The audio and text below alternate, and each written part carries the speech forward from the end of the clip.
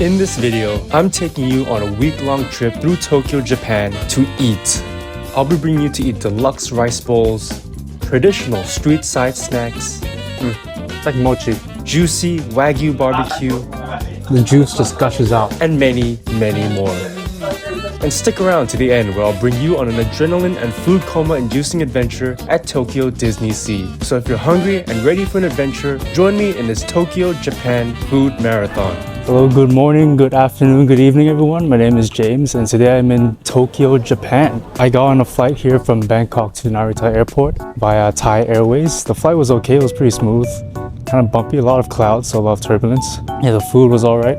So we landed here in Tokyo at about 9 a.m. We couldn't check in yet. The check-in time was at 3 p.m. So we're out here. We're gonna go to the Asakusa temple and the Sensoji temple to pass the time while waiting, and also gonna eat some tempura, eat some street food as well to pass the time. Join me today on our adventure through Tokyo, eating and visiting a lot of temples and beautiful vistas.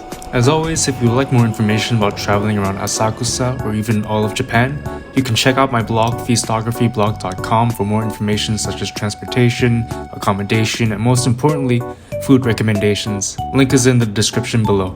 Okay, hello guys. So we're at a restaurant, a tempura restaurant called Amairo. We're here to eat lunch before we do any actual exploring. So Amairo is located just a little bit away from the main Asakusa walking street. Although Amairo's menu is small, they do their tempura really well.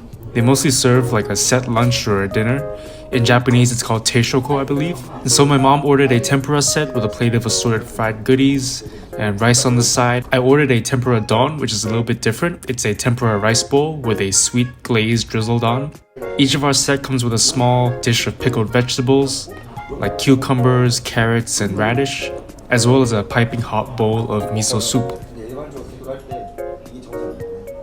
So my tempura don comes with 2 big pieces of shrimp, a fried eggplant, and a fried pumpkin, I believe. What I'm most excited for is the soft-boiled egg tempura. It's so soft and bouncy, you just know the egg is going to be runny. Oh my god, guys, look at that runny yolk. Whoa, the egg literally just exploded. Oh wow. The tempura don was unbelievably good. The batter is a bit soggy from the sauce, but it was still a little bit crispy in some parts. The shrimp was massive. It was pretty big, it was plump, it was juicy, soft and tender. I just love tendon so much. But the egg was literally divine, with the warm yolk covering the rice, giving it a very rich texture combined with the slight crispiness of the tempura batter and that sweet glaze. Literal perfection in a bowl, guys.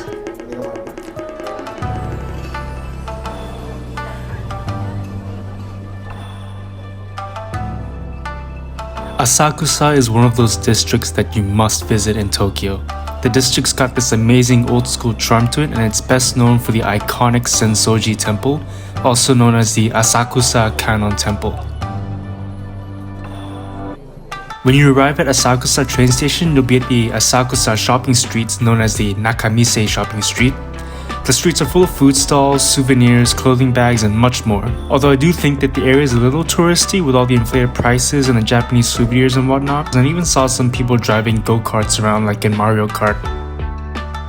Upon entering the Sensoji temple itself, you'll see the Kaminarimon, or the Thunder Gate. The giant red lanterns and some pretty intimidating guards go along with the gate as well.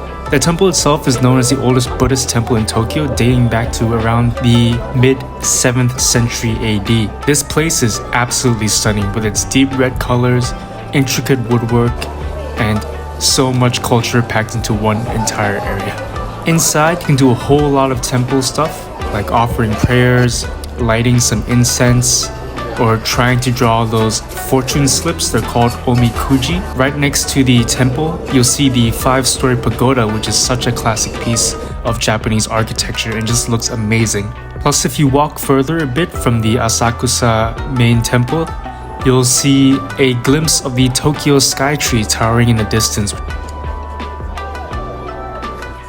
So this is something that I've been trying for a while. I see this all over like social media. It's basically like a matcha ice cream that's kind of like spaghettified. Oh, there's like ice cream And the bottom too, it looks like vanilla ice cream. Oh.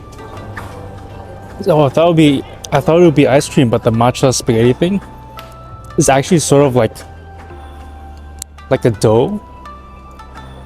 Like a matcha dough thing, noodle stuff. It's not ice cream though. So it turns out that the matcha noodle dough thing was actually a chestnut paste combined with a little bit of matcha powder, which, you know, makes sense because there's like a chestnut sitting on top of the ice cream. But yeah, it's pretty interesting. It's pretty alright. Pretty okay. So for dinner, we came to eat at this like grilled eel place called Una Toto. I'm still kind of a bit sleepy. I just took a nap.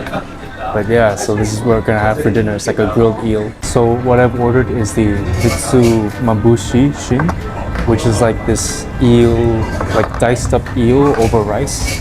And you're supposed to eat it with like a soup-based stock. So sort of like a Thai congee or porridge.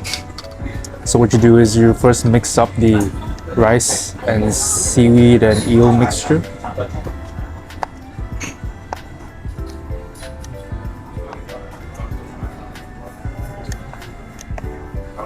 And then you portion out a bit, like a spoonful or two, to like a separate bowl.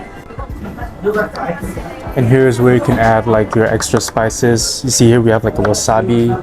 There's some like chili powder and pepper, stuff like that. So you just add whatever you like. So I like a little bit of chili.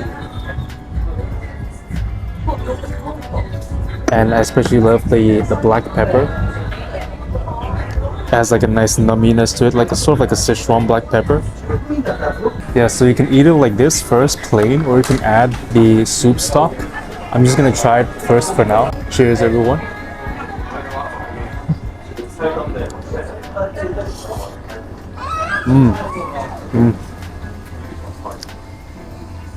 The rice is cooked beautifully. The eel is so soft and tender, very flavorful.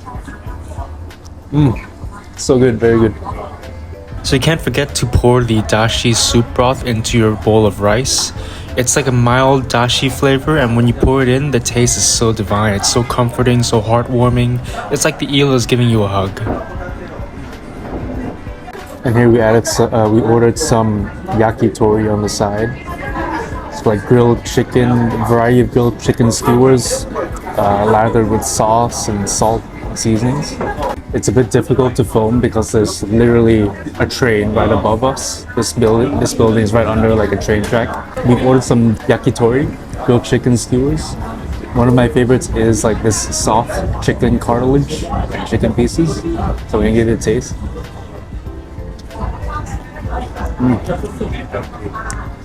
There's a nice charred grilled flavor, but I think it really needs a bit more sauce.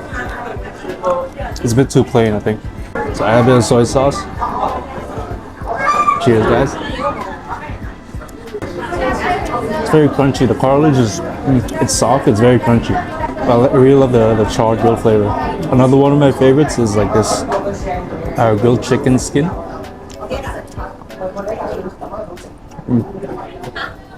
Very good. Hello everyone, so we've already checked in. So this is our room. Sorry for it being messy. We already unpacked, but yeah. So, hello. So yeah, this is our room. It's very small. 2 twin beds, a table, mirror, clothes hanger, some nice decorations, table, bed, pillow, window, TV, aircon, and toilet. That's basically all there is to this room. It's very small. I mean, as expected for a hotel room in Tokyo, Japan. Welcome to Kawaoge in Japan. Today I'll be bringing you guys to come with me along this little town outside of Tokyo, eating and touring around the beautiful sights of Little Edo. So come with me as we explore Kawaoge.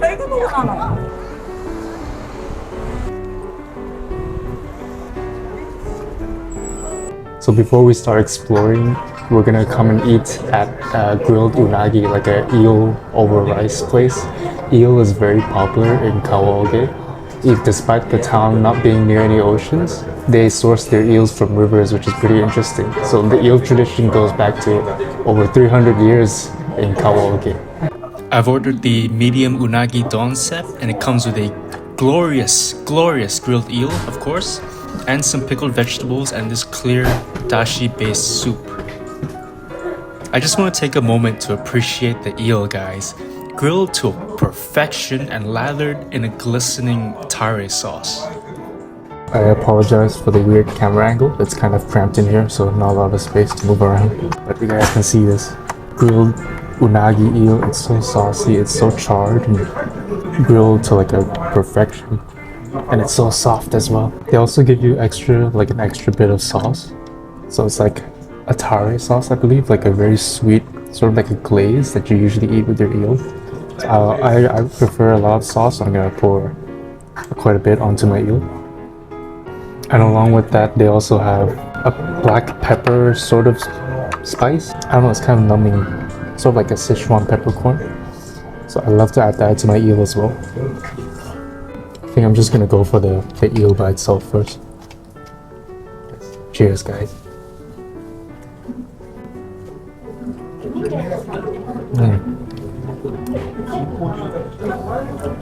It's so soft, and the char and the grill, it's so good. The rice is a bit wet though. It's hard to eat the rice with the chopsticks.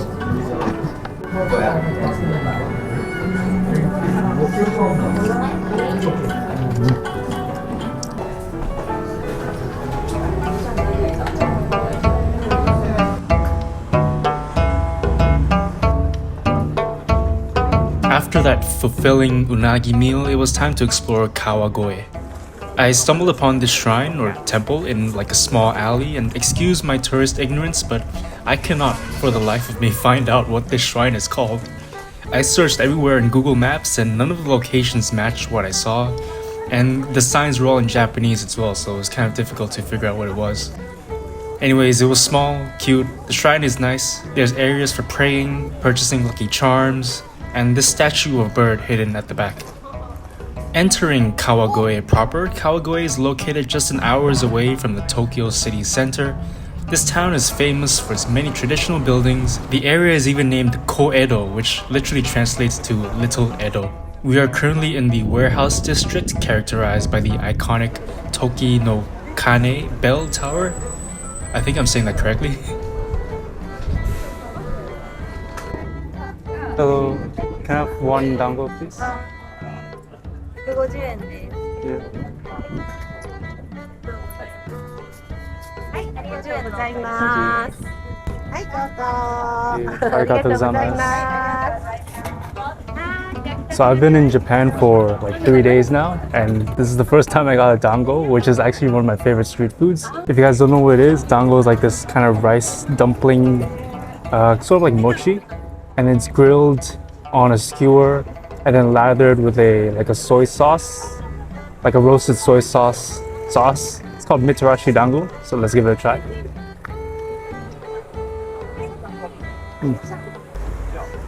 It was good.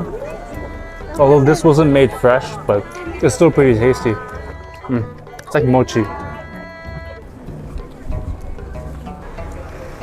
Coming back to the bell tower, Toki no Kane, or Bell of Time, has been here for literally centuries, and it actually continues to ring 4 times daily. This district is well known for old earthen storehouses, and I mean, just look at this, it feels like I've been transported back in time. Aside from that, you can also find a lot of shops selling little trinkets or souvenirs, and also a lot of like traditional candies and sweets. Mainly you'll find a lot of sweet potato things. So like sweet potato chips, sweet potato ice cream, sweet potato potatoes. A lot of sweet potatoes in Kawagoe. And if you look hard enough, you'll even find an old Starbucks. So there's this fried sweet potato ice cream. It looks irresistible and I couldn't help myself but to get some. So it's basically like fried sweet potato sticks, some sweet potato ice cream, and like a sweet sauce. And at the bottom here, I'm not sure you guys can see, it's like corn flakes. So let's give it a try. Sweet potato ice cream.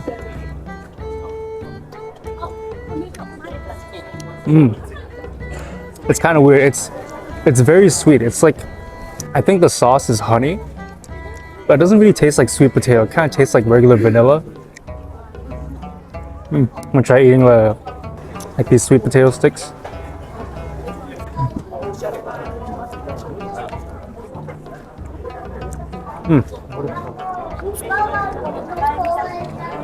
Today for dinner we're here at Yakiniku Fuji, just a short distance away from the Ueno train station. This restaurant is a more local place and you'll often see white-collar workers come here after work to drink beer and eat meat. So as a little appetizer before the main meats, we have like this, like a mixed salad sort of deal. With like bean sprouts, carrots, like green spinach, stuff like that. So we'll try it out.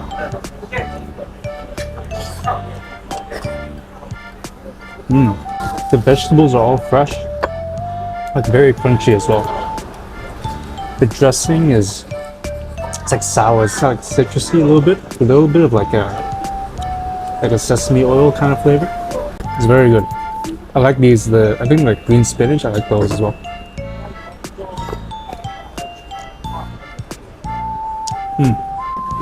Actually very, very refreshing.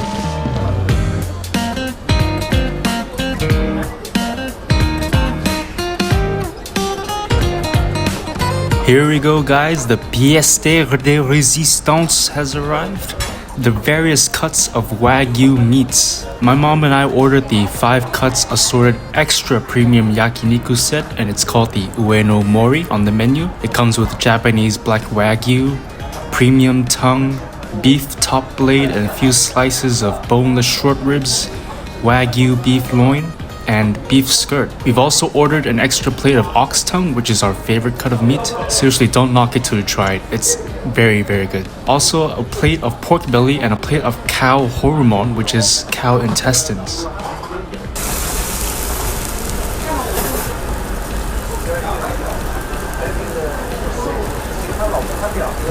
So in Japan, typically you eat yakiniku with like a sort of sweet yakiniku dipping sauce. That's the sauce right here. And here they also give you like a sour sort of vinegar sauce. Usually you also have a bit of salt and pepper added. I'm not sure if you can see, but I particularly prefer eating my meats with salt. So here's my first bite of Japanese yakiniku from Yakiniku Fuji. So this is the like grilled salted ox tongue. They call it very special on the menu. I'm gonna dip it in a little bit of salt. Okay, cheers guys.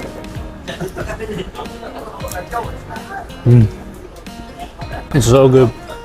Even though it's been on my plate for a while and it kind of cooled down, it's still so good. It's so juicy. The meat is very tender despite it being ox tongue. Usually ox tongue will be sort of tough, but here they do it very well. It's so tender, it's so good. If you guys don't know the flavor of ox tongue, it's sort of like a very strong beefy flavor. It's not gamey, it's not strange. But you know, when people hear ox tongue, they kind of feel disgusted. But no, you should give it a try. It's very good. So in Japan, yakiniku is like this big thing. You guys might have heard of Korean barbecue. It's similar in concept, but whereas Korean barbecue focuses more on like pork and eating it with like vegetables and like combinations, stuff like that. Japanese barbecue, yakiniku, is more focused on the quality of the meat, more specifically the beef. So as you can see, there's like different cuts, like sirloin, tenderloin, other loins. I don't know the loins, but you can tell that by looking at the meat, there's a lot of marbling, a lot of high quality. The cow is well fed, things like that. The Japanese take their meats very, very seriously. I know I just talked about yakiniku being Japanese, but here we have a bibimbap, which is a Korean rice bowl mixed with vegetables, protein, and a signature gochujang and sesame oil chili sauce. Right, so my mom ordered like the bibimbap, but they give it to you in a very huge bowl and she can't finish it all, so I got some right here. Right, so let's give this a taste. She said it was very spicy. Let's see. That's a pretty huge bite. Yeah. Cheers, guys.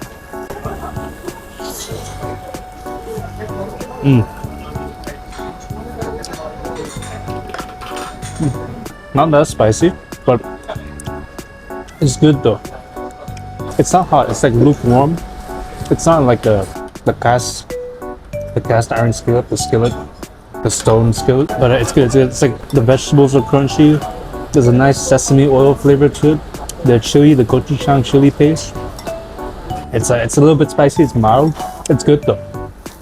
And I think what I'm gonna do is gonna add a bit of a piece of the Wagyu steak on top of the bibimbap rice. We have one cut of steak. I'm not sure what this is though. It's beef anyways.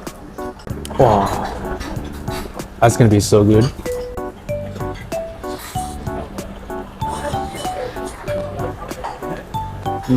The beef just makes it so much better.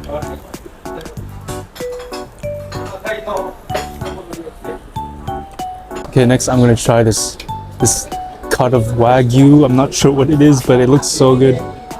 It's so well marbled. Oh, it's stuffed. Oh. So much fat, so much marbling.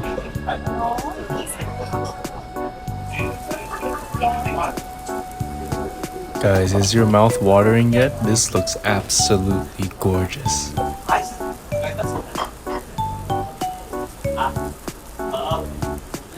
I think I much prefer the grilled meat with the salt. So I'm just gonna dip it in salt for the rest of the meal. Okay, anyways, here. Cheers, guys.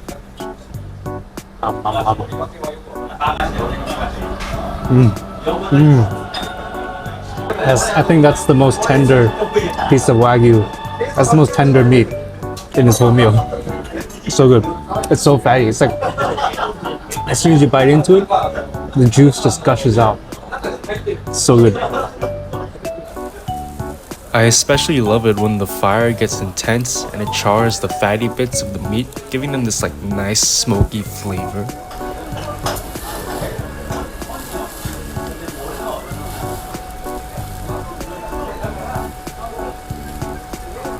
One of my absolute favorite things to get at any like yakiniku or grilled meat spot is the small intestines or the large intestines.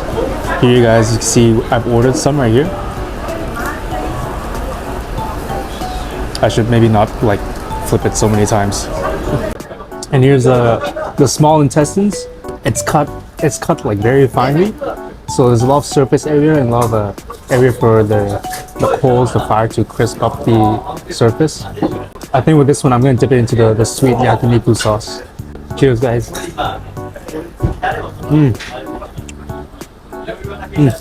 It's chewy, it's bouncy, but not too tough. It's a nice chew. And yeah, the surface, the edges get time to crisp up from the fire. So it's a little bit crispy as well. It's very good. Usually people would drink beer while they're eating yakiniku, but I'm a good boy, so I didn't order that. No, just kidding. I got a huge ass Asahi beer right here. Wow. All right, so let's give it a taste.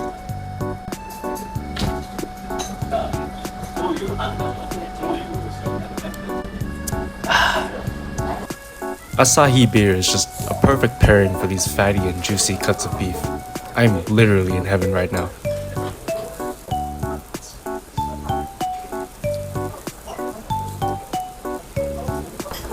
Okay, I know I said that Japanese yakiniku is all about the beef, but we also ordered pork belly as well. They're more like bacon. It's very juicy, very fatty. The fat crisps up from all the fire, so it's going to be very, very smoky as well in flavor. I'm going to dip mine to a little bit of salt. I usually like to eat my pork with salt. That is wonderful. That is so good. Very smoky, very porky, very fatty. Imagine like the best bacon you've ever had, except it's not oily. I think I might have drank too much beer a bit too fast. I'm feeling kind of dizzy right now, but it's okay because the meat is a very great hangover cure.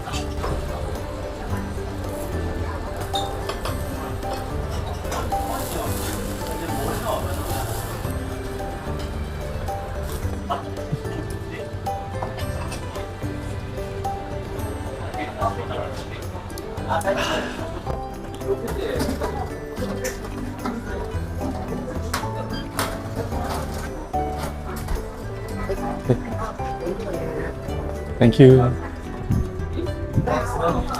Okay guys, yakiniku Fuji. It's very good. I love it. The total price came to like 15,000 something yen. Actually, it was more closer to 16,000 yen. But the waiter, the staff, they only charged us 15,000 yen. So they're very friendly, very kind. You can't go wrong with any yakiniku restaurant in Japan. Like from cheap meat to expensive premium meat, they're all going to be very good. And it's definitely something that you should have at least once when you come to Japan. It's like a must-eat experience.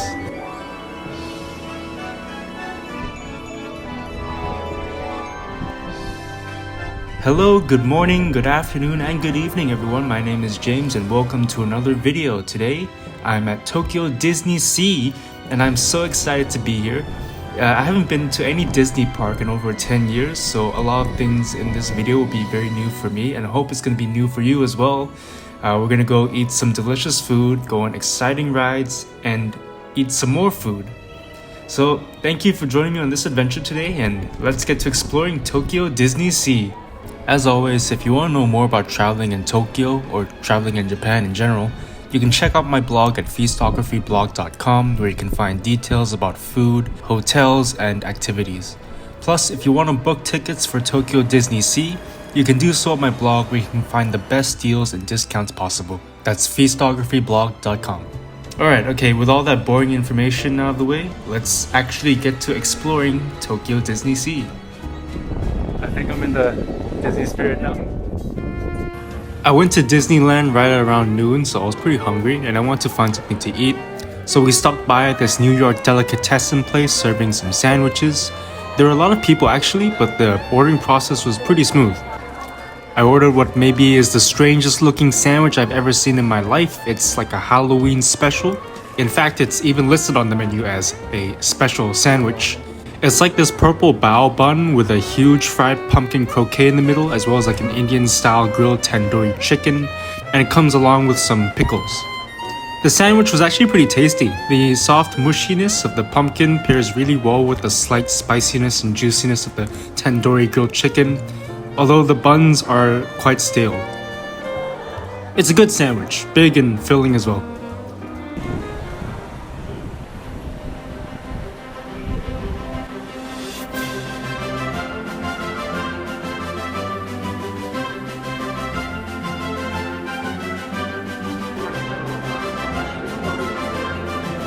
After filling up my stomach with weird Halloween food, we ventured into our first ride of the day, Tokyo DisneySea's 20,000 Leagues Under the Sea.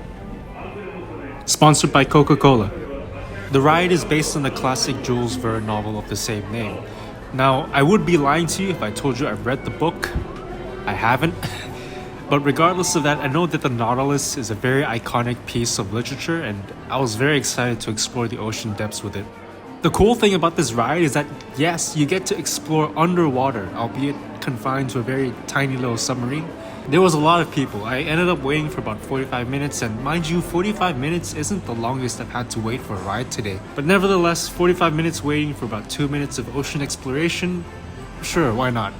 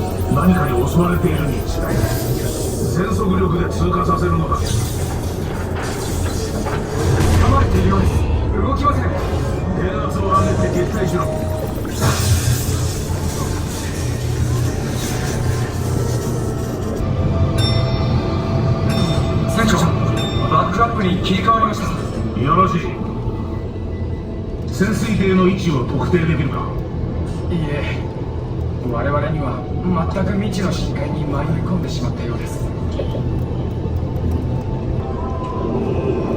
いや、お待ちください。何かが潜水艇を押し上げているかのようです。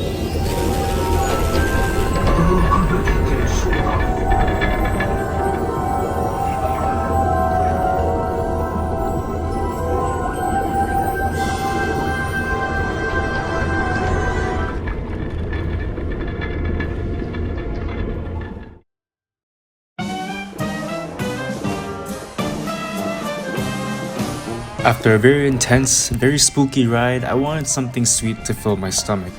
So I got myself a churro. The churro was like this special orange Halloween churro. Not as sweet or as cinnamony as I remembered back when I had it in Disney, Florida, but it was okay. Very crunchy. Very nice. After that little snack, I went on to explore one of the landmarks of DisneySea, the SS Columbia, which is the passenger cruise ship that I found out was a dining room for one of the fancy Disney restaurants. Along the side verandas of the boats, there's some people filming TikToks. Interesting. Walking around the ship actually feels like I'm in a real cruise ship, which is pretty cool because I've never been on a cruise ship. Anyways, I came aboard to get some fresh air and winds on the deck because today was actually unbelievably very hot and sweaty. Oh, and did I mention that the views from up here are absolutely incredible?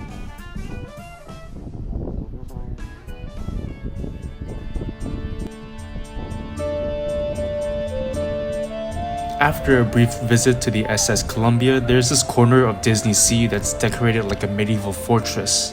We did a little bit of exploring here, walking up and down the stone stairs, traversing through the fortress's many rooms, admiring the artifacts and paintings, and seeing what kind of gray market cargo this fortress is exporting. While the actual fortress itself is cool and all, the main reason I'm here is to get down and dirty with some turkey. More specifically, Disney's famous giant turkey legs. So this is the food item that I came to Disney for, a giant turkey leg. So I'm gonna give it a bite.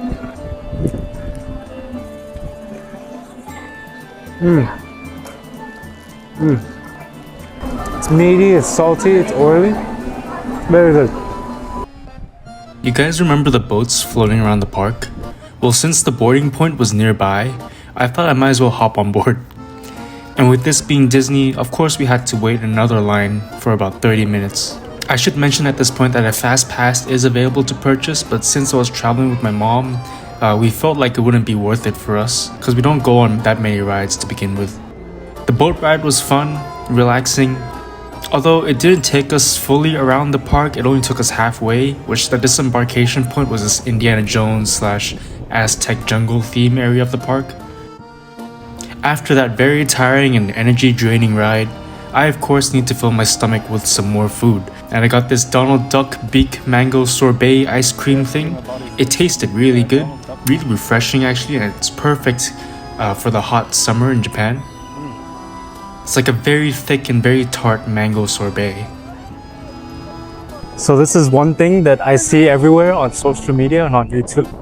It's like these little, like the Toy Story alien green dumplings. They're served chilled, so I think they're kind of like a dessert item. But very squishy, like mochi. She hit my neck.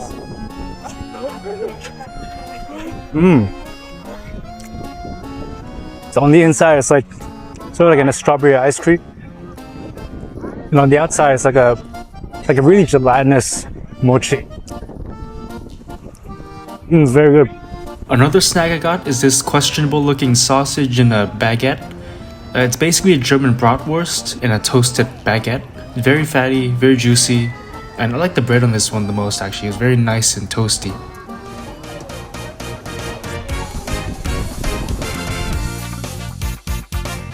Our last ride for the day was the Toy Story Mania ride. Now, I didn't want this to be the last ride of the day, but the 90-minute long queue forced it to be. The Toy Story Mania ride is basically like a shooting gallery. You have this cannon which shoots digital bullets and darts, and you shoot these targets which score you varying amounts of points. It's very, very fun.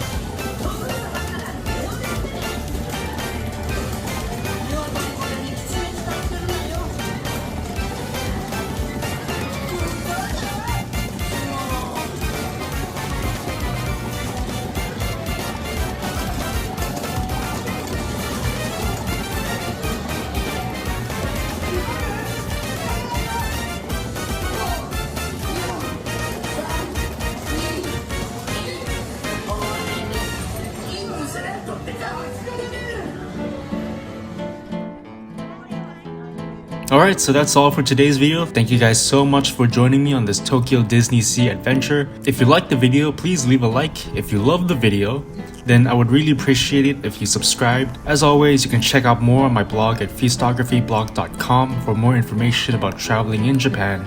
And I'll see you guys in the next video. Bye bye!